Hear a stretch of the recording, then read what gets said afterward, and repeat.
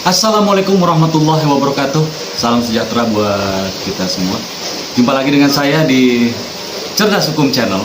Channel untuk menambah wawasan dan pengetahuan seputaran masalah hukum. Di video kali ini saya mau ngebahas tentang pengalian hak kebendaan. Pembahasan ini masih seputaran hukum perdata ya kawan. Oh ya, di video kali ini saya mau mengundi pemenang giveaway jam tangan atas jawaban yang sudah masuk ke saya di sela-sela video ini. Dan juga di video ini saya mau ngasih kuis yang berhadiah uang tunai Rp200.000. Jadi jangan lupa kalau udah nonton video ini supaya di klik like, subscribe, dan tombol loncengnya. Gratis. Nggak bayar kok ngeklik tombol-tombol itu.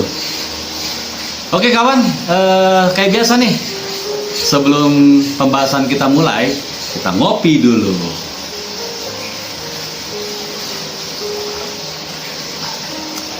Kopi mantap.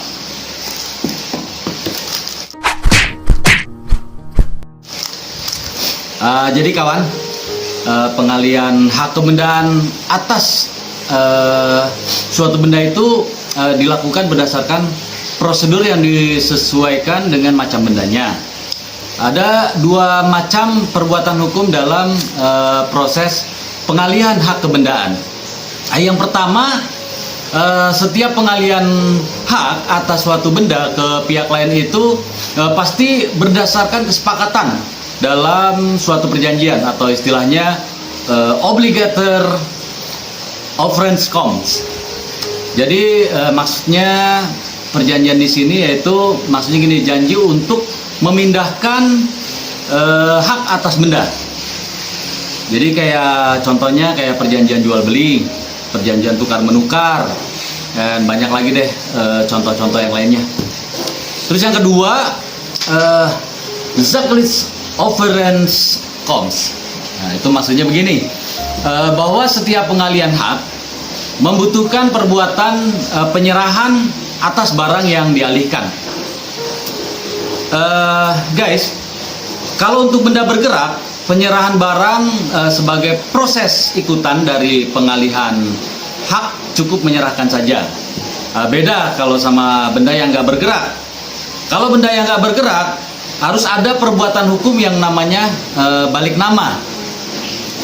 Akhirnya timbul pertanyaan deh, apakah perjanjian pengalihan hak dan mekanisme balik nama ini bergantung sama atau enggak sahnya perjanjian, atau bisa dipandang sebagai sesuatu yang terpisah atau otonomi? Contohnya gini, misalnya terjadi suatu transaksi jual beli suatu benda yang nggak bergerak, yang ternyata orang yang mengalihkan hak terhadap benda yang nggak bergerak ini bukan orang yang berhak mengalihkan. Tahu-tahu di waktu yang hampir bersamaan, benda yang nggak bergerak itu dijual tuh sama pemiliknya atau orang yang berhak untuk mengalihkan benda itu. Tapi sebelum pembahasannya, kita ngopi lagi. Kopi mantap.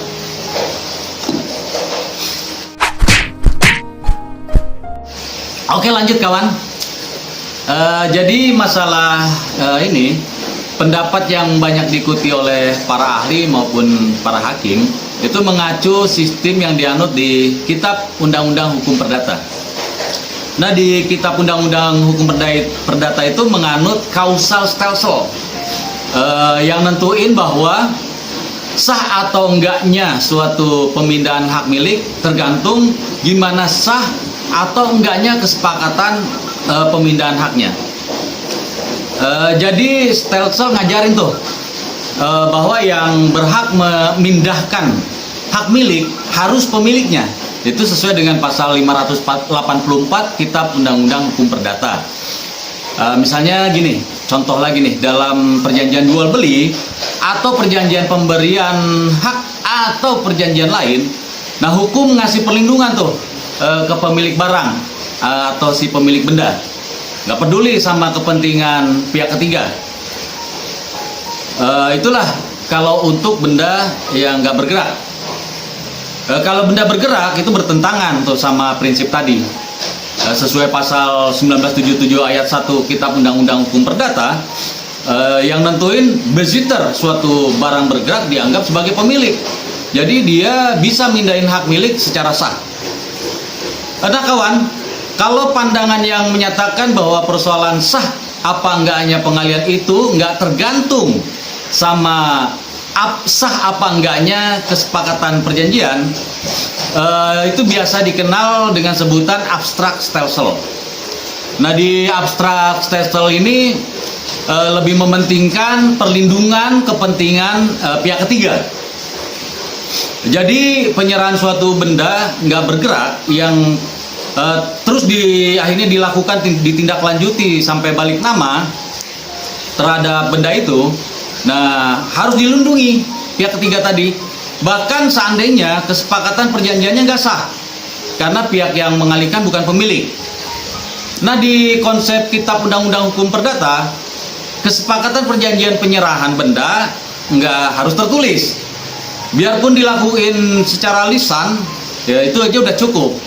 Nggak peduli bendanya itu mau bergerak atau benda nggak bergerak, tapi yang terpenting proses penyerahannya harus dilakuin dengan tertulis.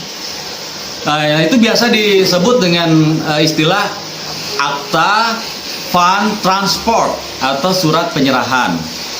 Nah, itu juga aktanya harus dibikin sama pejabat yang berwenang. Jadi produknya nanti menjadi produk akta otentik.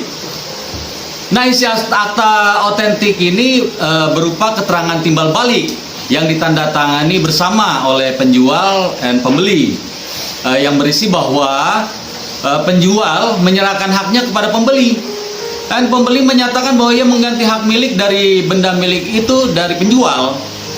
Terus proses pencatatan balik nama bisa dilakuin bersama atau dilakuin sendiri oleh si pembeli karena udah megang surat penyerahan dari penjual. Nah ini kayaknya bibir saya udah mulai kering lagi kawan. Kita ngopi lagi. Ngopi mantap, nggak tanggung-tanggung, pakai canteng. Nah, oke kawan.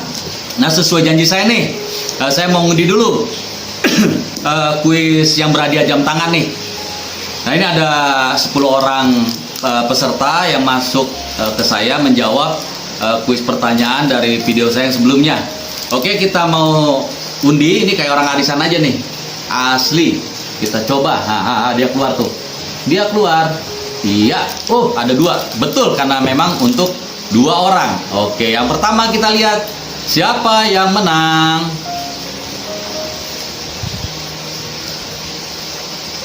Oh, Bapak Budi Harjo. Selamat Bapak Budi Harjo. Oke, sekarang kita buka yang kedua.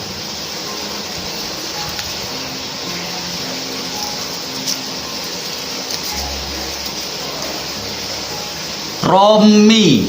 Oke, jadi pemenangnya ada 2, Bapak Budi Harjo dan Bapak Romi. Saya tunggu alamatnya, tolong dikirim ke nomor WA yang ada di deskripsi video ini supaya saya nggak salah ngirimnya jam tangan itu. Selamat ya untuk yang menang. Jangan dilihat nilainya, tapi dilihat dari nilai persahabatan kita. Nah untuk yang belum menang hari ini, tenang. Di video ini juga saya mau ngasih kuis pertanyaan yang harus Anda jawab di sela-sela video nanti. Itu berhadiah uang tunai Rp200.000. Mudah-mudahan Anda beruntung. Silakan ikuti saja kuisnya. Oke, kita lanjut kawan. Nah di masalah pengalihan hak kemendan ini, seiring perkembangan sistem negara modern, pembagian benda bergerak sama nggak bergerak jadi nggak relevan kalau dijadiin syarat sahnya penyerahan.